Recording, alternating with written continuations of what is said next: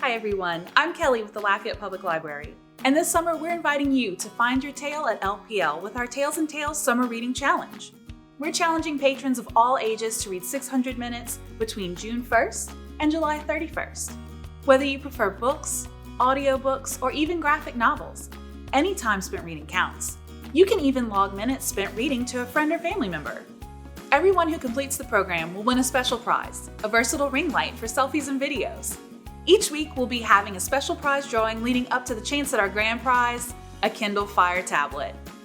Parents of teen patrons will also be happy to know that reading during the summer break can help reduce summer slide, which is the loss of reading skills that can happen when students are out of school.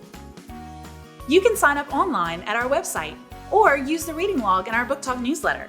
Again, all you have to do is sign up and read 600 minutes. That's just an average of 10 minutes a day, and you're set. Visit our website for more information on our Tales and Tales Summer Reading Challenge, and join us this summer to find your tale at the Lafayette Public Library.